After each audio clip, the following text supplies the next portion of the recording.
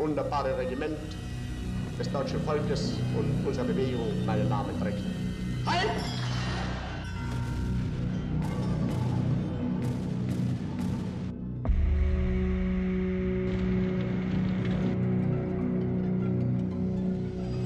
Berlín, búnker de la Cancillería del Reich, 23 de abril de 1945. Hitler está de pie ante el mapa de operaciones. Mueve un grupo de banderitas rojas con la mano izquierda temblorosa. Ordena al 9º Ejército contraatacar desde el sur del Oder. Ordena al 12º Ejército de Wenck avanzar desde el oeste. Las dos pinzas se cerrarán sobre Berlín y atraparán a las fuerzas soviéticas en una bolsa. Las divisiones que mueven no existen. El 9º Ejército está rodeado en los bosques al sureste de Berlín y se desangra hora a hora. El 12º de Wenck tiene un cuarto de las tropas que aparecen en el mapa. Está formado en su mayoría por adolescentes del Reichsarbeitsdienst con fusiles Mauser de la Primera Guerra Mundial y avanza hacia el oeste para rendirse a los americanos, no hacia el este para rescatar a Hitler. Los generales presentes en la sala lo saben. Asienten, toman notas, ninguno habla. Esto no es un caso aislado. Es la rutina diaria de los últimos 6 meses del Tercer Reich. Entre noviembre de 1944 y abril de 1945, Adolf Hitler dirigió una guerra que había dejado de existir. Sus órdenes circulaban por una cadena de mando donde casi todos los eslabones, desde los mariscales de campo hasta los oficiales de Estado Mayor, habían empezado a mentirle. No por traición ideológica, ni siquiera por convicción moral en la mayoría de los casos, por puro instinto de supervivencia militar. Cumplir las órdenes literalmente significaba destruir a sus propios hombres en operaciones imposibles. Decirle la verdad significaba ser fusilado en el patio del cuartel general antes del amanecer. Así que mintieron. Todos. La mecánica del engaño tenía una arquitectura. No era un acto puntual, era un sistema. El primer engranaje eran los partes diarios de situación. Cada cuerpo de ejército, cada división, cada regimiento debía enviar al alto mando informes sobre efectivos disponibles, bajas, reservas, posiciones, munición, combustible. Esos informes subían por la cadena de mando hasta el Estado Mayor del OKW, el alto mando de la Wehrmacht, donde se consolidaban en los partes que se presentaban a Hitler en las reuniones de situación, las llamadas Lagebesprechungen, 2 veces al día. En el otoño de 1944, esos informes empezaron a desconectarse de la realidad. Una división Panzer que sobre el papel tenía 150 carros de combate operativos, en el frente real tenía 30. Una división de granaderos que sobre el papel sumaba 12.000 hombres tenía 2.000. Las unidades que habían sido aniquiladas seguían apareciendo en los mapas porque borrarlas significaba reconocer la magnitud del colapso. Algunos historiadores han calculado que, en los últimos meses, hasta un 30% de las fuerzas que figuraban en los mapas de operaciones del búnker eran fantasmas administrativos. Heinz Guderian, jefe del Estado Mayor del Ejército desde julio de 1944, lo describiría después de la guerra con la frialdad de un médico forense. Los partes que llegaban al Führer estaban tan distorsionados por las exageraciones intermedias y los miedos a la verdad que tomar decisiones racionales sobre esa base era materialmente imposible. Pero esas decisiones se tomaban igual. Guderian era uno de los que más directamente debía informar a Hitler. Y Guderian mentía. No mentía en todo, no habría sobrevivido. Mentía selectivamente, en márgenes calculados, suavizando las cifras de bajas, atribuyendo derrotas a factores meteorológicos, presentando retiradas como reposicionamientos tácticos. Sobre todo, callaba. La mentira más eficaz en el búnker no era inventar información sino omitirla. No mencionar que 3 divisiones habían dejado de existir esa mañana. No precisar que el flanco norte estaba descubierto. No decir que los soviéticos disponían de 5 veces más artillería en el sector del Vístula que la Wehrmacht. En enero de 1945, Guderian se atrevió a decir parte de la verdad. Llevó al búnker informes detallados sobre la concentración soviética para la ofensiva del Vístula al Oder. Calculaba que el Ejército Rojo desplegaría más de 2 millones de hombres, 6.000 tanques y 45.000 piezas de artillería contra una línea defensiva alemana con menos de 400.000 soldados 800 carros y 4.000 cañones. Pidió refuerzos urgentes desde el frente occidental. Hitler explotó. Llamó a Guderian derrotista. Le dijo que los informes de inteligencia eran el mayor bluff desde Genghis Khan. Despidió al oficial de inteligencia que había elaborado el dossier, el general Reinhard Gehlen, por exagerar las fuerzas enemigas. 12 días después, los soviéticos lanzaron la ofensiva con cifras casi exactamente iguales a las que Gehlen había previsto. En 3 semanas, el Ejército Rojo cubrió 500 kilómetros y se plantó a 60 del centro de Berlín. Después de aquello, Guderian dejó de pelear con los hechos. Empezó a presentar los partes en un lenguaje neutralizado, con un vocabulario que evitaba las palabras desencadenantes. Nunca más usó la palabra catástrofe. Nunca más dijo imposible. Aprendió a decir crítico, difícil, requiere atención. Hitler escuchaba esos términos sin estallar, y Guderian sobrevivía un día más, hasta que tampoco eso bastó. El 28 de marzo de 1945, después de una discusión sobre la responsabilidad de la pérdida de Küstrin, Hitler relevó a Guderian del mando y lo envió de baja médica forzada. Su sustituto, el general Hans Krebs, era un cortesano más dócil. Krebs presentaba los partes diciendo lo que Hitler quería oír. Sobrevivió hasta el final del régimen. Se suicidó el 1 de mayo en el búnker, 2 días después de Hitler. La mentira se desplazaba en círculos concéntricos hacia abajo. Lo que el Estado Mayor del Ejército ocultaba a Hitler, los comandantes de grupo de ejércitos lo ocultaban al Estado Mayor. Lo que los grupos de ejércitos ocultaban arriba, las divisiones lo ocultaban a los grupos de ejércitos. Cada nivel filtraba, atenuaba, retocaba. Cuando un parte de bajas salía de un batallón en el Vístula y llegaba a la mesa de Hitler, había pasado por al menos 5 filtros. La unidad había informado de 200 bajas. El regimiento había consolidado a 170. La división había reportado 150. El cuerpo de ejército había transmitido 120. Y en el búnker se mencionaba contención exitosa con bajas moderadas. ¿Te imaginas dirigir una guerra desde un mapa donde 1/3 de las piezas son fantasmas y nadie en la sala se atreve a decirlo? Pero el caso de mayor envergadura, el que define la última fase del régimen, no es Guderian, es Albert Speer. Speer era ministro de Armamento y Producción de Guerra desde 1942. Arquitecto de profesión, intelectual del régimen, había sido durante años el favorito personal de Hitler, su confidente sobre los proyectos de Berlín de la posguerra, las maquetas de la nueva capital, el monumento a la victoria. En 1944, Speer todavía conservaba un acceso privilegiado al Führer que ningún otro ministro tenía. Y Speer fue, en los últimos 6 meses, el saboteador más sistemático del régimen desde dentro de su propia cúspide. El detonante fue la Orden Nerón, 19 de marzo de 1945. Hitler firma una directiva que pasa a la historia con el nombre del emperador romano que incendió su propia ciudad. Ordena la destrucción total de toda infraestructura industrial, energética, de transporte, de comunicaciones y de abastecimiento del territorio del Reich antes de que caiga en manos enemigas. Centrales eléctricas, presas, fábricas, vías férreas, puentes, depósitos, redes de agua, redes de gas, instalaciones telefónicas. Todo debe ser volado o inutilizado. La justificación de Hitler era explícita, cínica, terminal. Si la guerra estaba perdida, también el pueblo alemán había demostrado ser indigno de sobrevivir y por tanto no merecía recibir nada en herencia. Tierra quemada hasta el último kilómetro. Speer leyó la orden y decidió desobedecerla. No la denunció públicamente, no discutió con Hitler, hizo algo más eficaz.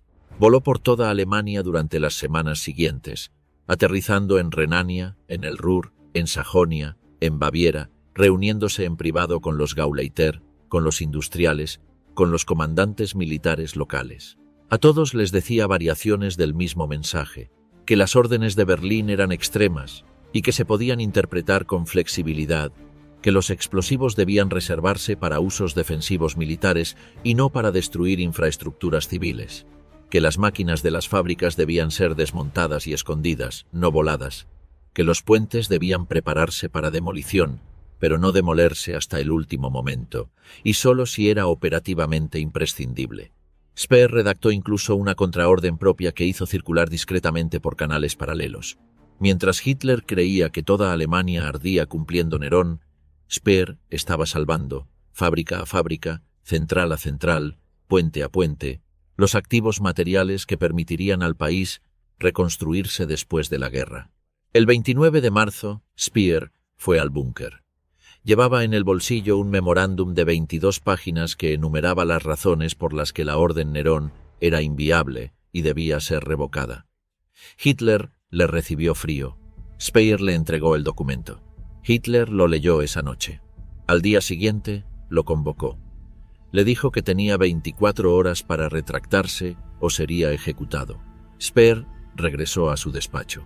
Pasó la noche redactando una falsa retractación que en realidad reforzaba sus posiciones, redactada con lenguaje ambiguo que podía leerse como sumisión total o como compromiso vacío. Volvió al búnker. Hitler la leyó. Speer salió vivo y siguió saboteando hasta el último día. En sus memorias de Spandau, escritas durante los 20 años de prisión que cumplió en la cárcel aliada, Speer reconocería con orgullo que en aquellos meses finales había engañado a Hitler de forma sistemática, deliberada y consciente. Era la primera vez en mi vida que asumía la responsabilidad de oponerme a Hitler. Lo hice por inercia profesional, por sentido del deber industrial, no por convicción moral. Pero lo hice. Los historiadores han discutido durante décadas hasta qué punto Speer infló su papel en la posguerra para presentarse como un nazi pragmático en lugar de un nazi ideológico, y así escapar de la horca de Nuremberg. Lo cierto es que muchas de las industrias estratégicas alemanas sobrevivieron a la guerra en condiciones de funcionar inmediatamente después. La capacidad industrial de la futura República Federal en 1945 era, paradójicamente, mayor que la que Speer había recibido al asumir el ministerio en 1942. La maquinaria que Hitler había ordenado destruir seguía intacta. Speer la había salvado. Mientras Speer protegía las fábricas, otros generales protegían a sus hombres.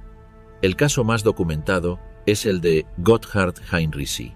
Heinrici era un general de infantería de 60 años, católico practicante, especialista en defensa, conocido como un ser Giftsberg, nuestro enano venenoso, por su carácter combativo y su estatura modesta. En marzo de 1945 fue nombrado comandante del grupo de ejércitos Vístula, encargado de defender Berlín del avance soviético desde el este. Heredaba el mando de Heinrich Himmler, que había dirigido al grupo de ejércitos durante meses con una incompetencia militar absoluta, ocultándola con partes ficticios. Heinrici llegó al cuartel general del grupo y descubrió un caos administrativo de enormes dimensiones. Las unidades reportadas en los partes no existían en la mitad de los casos. Los efectivos reales eran un cuarto de los oficiales.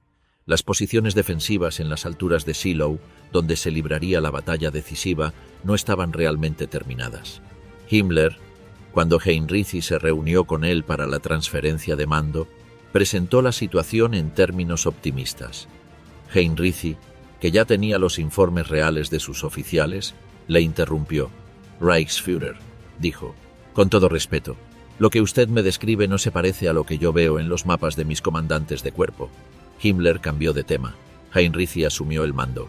A partir de ese momento, Heinrici desarrolló una doble contabilidad, una para Hitler, otra para sí mismo.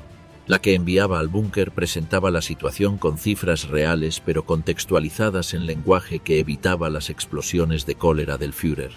La que mantenía con sus comandantes de cuerpo, con Theodor Busch del 9º Ejército y con Hasso von Manteuffel del 3er Panzerarmee, contenía la realidad cruda. ¿Cuántos hombres tenían? ¿Cuánta munición? ¿Cuántos días podían resistir? La diferencia entre los dos conjuntos de cifras era abismal. El 16 de abril, los soviéticos lanzaron el asalto final sobre las alturas de Seelow. Casi 1 millón de hombres, 8.500 cañones y 3.000 tanques contra 100.000 soldados alemanes mal equipados, en su mayoría reclutas de la última leva, niños de 15 años del Volkssturm, ancianos de 60. Heinrici sabía que la posición caería en pocos días, pero antes de que cayera, tomó una decisión que lo enfrentó directamente con Hitler. Retiró sus líneas avanzadas la noche anterior al ataque La preparación artillera soviética, la mayor concentración de fuego de la historia hasta esa fecha, cayó sobre posiciones vacías.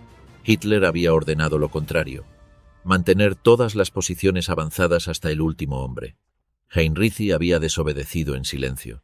Cuando le pidieron explicaciones, presentó la maniobra como un reposicionamiento táctico para optimizar la densidad de fuego. Hitler aceptó la explicación. Decenas de miles de soldados alemanes que habrían muerto en sus trincheras durante la barraje soviética sobrevivieron porque ya no estaban allí. Pero la batalla cayó igualmente. El Ejército Rojo rompió las líneas en 4 días. Heinrici, viendo el avance imparable, ordenó retiradas estratégicas para evitar la aniquilación total de sus hombres. Hitler, al enterarse, montó en cólera y exigió contraataques. Heinrici cumplió formalmente las órdenes, pero les daba un alcance reducido o las retrasaba con pretextos logísticos. Sus comandantes de cuerpo entendían el código sin que hubiera que explicárselo. Las contraofensivas que aparecían en los mapas del búnker como avances de 5 kilómetros eran en realidad acciones de retaguardia para cubrir retiradas. El 22 de abril, en una de las últimas reuniones de situación a las que asistió por teléfono, Hitler le ordenó atacar con todas las fuerzas disponibles para liberar Berlín. Heinrici respondió que ya no tenía fuerzas disponibles, que las tropas que figuraban en el mapa habían dejado de existir como unidades operativas. Hitler le destituyó esa misma noche. Heinrici fue reemplazado por Kurt Student, que físicamente nunca llegó a hacerse cargo del mando porque la confusión de los últimos días lo impidió. El grupo de ejércitos terminó la guerra dirigiéndose por inercia hacia el oeste, donde sus restos se rindieron a los americanos y británicos. Heinrici, en una de sus últimas decisiones antes de ser destituido, había orientado el repliegue precisamente con ese objetivo: no hacia Berlín a morir junto a Hitler, sino hacia el Elba a entregarse a los aliados occidentales. Salvó así a decenas de miles de hombres de morir en combate inútil o de caer en manos soviéticas. Las mentiras no eran solo militares, también eran económicas, demográficas, logísticas. Carl Otto Saur, jefe de Estado Mayor del Ministerio de Armamento bajo Speer, era uno de los pocos que mantenía línea directa con Hitler con cifras de producción. Saur tenía un perfil distinto al de Speer, fanático nazi, leal a Hitler hasta la médula. Pero incluso Saur, en los últimos meses, presentaba números maquillados. Los informes sobre producción de aviones de caza incluían unidades que estaban en líneas de montaje destruidas por bombardeos. Los informes de carros de combate sumaban prototipos en pruebas que nunca llegarían a ser operativos. Los partes de munición agrupaban calibres incompatibles para inflar el total. Hitler creía hasta el último día que la nueva generación de armas, el Me-262, los submarinos tipo EB-1, los misiles B-2 mejorados, los carros Maus, podía cambiar el curso de la guerra. Esa convicción era una fantasía construida con miles de pequeñas mentiras agregadas en los partes diarios. Cuando Hitler ordenó al general Karl Koller, jefe del Estado Mayor de la Luftwaffe en la fase final, que organizara una ofensiva aérea masiva con 2000 cazas a reacción contra los bombarderos aliados, Koller respondió con asentimientos vagos. La realidad era que la Luftwaffe disponía de menos de 100 Me-262 operativos, sin combustible para volar más que unas pocas misiones y sin pilotos entrenados suficientes. Koller anotó en su diario, que se conservaría después de la guerra, una frase desoladora: «El Führer mueve banderas que no significan nada. Yo asiento. Los demás asienten. Salimos de la sala y volvemos a la guerra real». El combustible era especialmente crítico. Después de los bombardeos aliados sobre las refinerías sintéticas de Leuna y Politz en mayo de 1944, la producción de combustible aviación cayó en picado. Para diciembre, las reservas estratégicas alemanas eran menos de 1/10 parte de las del año anterior. Sin embargo, los partes que llegaban a Hitler hablaban de reservas suficientes para operaciones críticas. Operaciones críticas significaba en la práctica unos pocos vuelos por semana. La Luftwaffe había dejado de existir como fuerza ofensiva y los partes lo ocultaban. La gasolina para los carros de combate seguía la misma trayectoria. En enero de 1945, durante la ofensiva fallida de las Ardenas, divisiones Panzer enteras quedaron paralizadas por falta de combustible y fueron destruidas o capturadas en sus propias zonas de despliegue. Los partes hablaban de dificultades logísticas localizadas. Hitler ordenaba contraataques con divisiones que no podían moverse porque no tenían un solo litro de gasolina. Los oficiales en el terreno fingían cumplir las órdenes.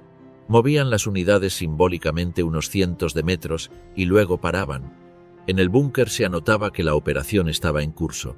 Hubo casos donde la mentira llegó a niveles operísticos. La operación Wacht am Rhein, la ofensiva de las Ardenas de diciembre de 1944, había sido planificada con un optimismo delirante. Hitler creía que sus divisiones llegarían al puerto de Amberes, dividirían a las fuerzas aliadas y forzarían a los británicos a una segunda Dunkerque. Sus comandantes, Gerd von Rundstedt, al mando del Frente Occidental, y Walter Model, al mando del Grupo de Ejércitos B, sabían desde el primer día que el objetivo era inalcanzable. Lo discutieron entre ellos. Acordaron presentar a Hitler un plan reducido que en realidad era el mismo plan oficial, pero con la intención privada de detenerse en el Mosa y consolidar líneas defensivas. Cuando la ofensiva quedó atascada, presentaron a Hitler partes de avance que enmascaraban el estancamiento como consolidación de éxitos parciales. Hitler ordenó continuar. Las divisiones se desangraron en bosques nevados sin cumplir el plan que él creía operativo. Model se suicidó en abril de 1945, en un bosque cerca de Duisburgo, después de que su grupo de ejércitos quedara cercado en la bolsa del Ruhr y se rindiera. Se disparó un tiro en la cabeza con su pistola de servicio. Antes de morir, había desobedecido la orden directa de Hitler de luchar hasta el último cartucho. Había permitido la rendición de más de 300.000 hombres a los americanos. Mientras tanto, el círculo más íntimo del búnker desarrollaba sus propias estrategias de evasión. Hermann Göring, comandante en jefe de la Luftwaffe, llevaba meses prácticamente desconectado del régimen. Vivía en su residencia de Karin Hall, al norte de Berlín, anestesiado por su adicción a la morfina y rodeado de su colección de arte saqueada. Los informes oficiales sobre la situación de la Luftwaffe que pasaban por su despacho eran filtrados por su Estado Mayor de modo que no le obligaran a tomar decisiones que generarían conflicto con Hitler. Göring se limitaba a afirmar. En abril de 1945, viendo que el final llegaba, Göring envió desde el sur de Alemania un telegrama solicitando hacerse cargo de la sucesión del Reich según una ley de sucesión que Hitler había firmado años antes. Hitler, en el búnker, lo interpretó como un golpe de Estado, ordenó su arresto y su expulsión del partido. Göring fue capturado por los americanos pocos días después. Heinrich Himmler, jefe de las SS, llevaba semanas negociando en secreto con el conde Folke Bernadotte, representante de la Cruz Roja Sueca, la rendición parcial de las fuerzas alemanas en el frente occidental a cambio de inmunidad personal, cuando Hitler se enteró el 28 de abril, a través de una emisión de la BBC, su reacción fue una de las explosiones más violentas documentadas en el búnker. Himmler, el más fiel, lo había traicionado. Hitler ordenó su arresto. Himmler huyó disfrazado de soldado raso. Fue capturado por los británicos a mediados de mayo y se suicidó con una cápsula de cianuro durante el interrogatorio. Joachim von Ribbentrop, ministro de Asuntos Exteriores, llevaba meses intentando explorar contactos diplomáticos con los aliados a través de Suecia y Suiza. No para rendirse, sino para sondear si era posible una paz separada con Estados Unidos y Gran Bretaña que permitiera a Alemania concentrar sus fuerzas contra la Unión Soviética. Hitler, cuando le llegaban indicios fragmentarios de esos contactos, los interpretaba como iniciativas paralelas que él no había autorizado. Pero Ribbentrop le presentaba los movimientos como rutinas diplomáticas sin sustancia. Incluso Martin Bormann, el secretario personal de Hitler y el guardián más estricto del acceso al Führer, manipulaba lo que entraba al despacho. Bormann no era un saboteador, era un fanático absoluto, pero filtraba información para reforzar su propia posición frente a sus rivales en la corte interna. Si una mala noticia podía atribuirse a Göring, o a Himmler o a Speer, Bormann se aseguraba de que llegara a Hitler con esa atribución. Si una buena noticia podía adornar a algún rival, la retenía o la diluía. La información que llegaba al Führer estaba teñida por una guerra cortesana entre los jerarcas que se disputaban el último poder de un régimen agonizante. Fíjate en lo que esto significa en términos prácticos. Hitler, en sus últimos 6 meses, dirigía una guerra apoyado en datos sistemáticamente falseados desde casi todos los niveles de su propio aparato de Estado. Los partes militares estaban inflados, los informes industriales estaban maquillados, los datos de combustible estaban distorsionados, las cifras de bajas estaban suavizadas, los planes operativos eran ficticios, las órdenes que él daba eran cumplidas literalmente solo, cuando no podían ser saboteadas, ignoradas o reinterpretadas. Y las personas que lo rodeaban en el búnker, las pocas que aún tenían acceso, eran las que mejor habían aprendido a presentar una realidad diseñada para no provocar sus crisis. La paradoja final del Tercer Reich es esa. El régimen de la verdad absoluta, de la doctrina racial inmutable, del Führerprinzip que exigía obediencia ciega a la palabra del líder, terminó sus días siendo gobernado por un hombre que no recibía información veraz desde casi ningún punto de su propio aparato. El führerismo absoluto había generado, en su última fase, la cultura administrativa más mentirosa de la historia militar moderna, y lo había hecho por necesidad biológica. Decir la verdad era morir. El último parte real, no el oficial sino el verdadero, lo escribió un oficial subalterno del búnker la madrugada del 30 de abril, pocas horas antes de que Hitler se suicidara. Era un mensaje de respuesta a un cable enviado al mariscal Wilhelm Keitel, que había abandonado Berlín días antes. El oficial preguntaba si quedaba alguna unidad operativa dispuesta a romper el cerco soviético y entrar en la capital. La respuesta de Keitel, transmitida desde un cuartel general improvisado en Plön, fue clara por una vez. No hay tales unidades. Las que figuran en los mapas no existen. A las 15:30 de la tarde, Hitler se disparó un tiro en la sien derecha en su despacho privado del búnker. Eva Braun, junto a él, mordió una cápsula de cianuro. Sus cuerpos fueron sacados al jardín y rociados con 200 litros de gasolina por sus ayudantes. El humo ascendió mientras los proyectiles soviéticos seguían cayendo sobre la Cancillería. 2 días antes, en el último testamento que dictó a su secretaria Traudl Junge, Hitler había escrito que él, a diferencia de otros líderes alemanes anteriores, había sido siempre fiel a la verdad, que el destino del Reich había sido decidido por la traición de sus generales, que él había hecho todo lo que estaba en su mano por mantener el rumbo correcto. Lo había escrito convencido, lo había escrito sinceramente, era la última mentira, y se la había dicho a sí mismo.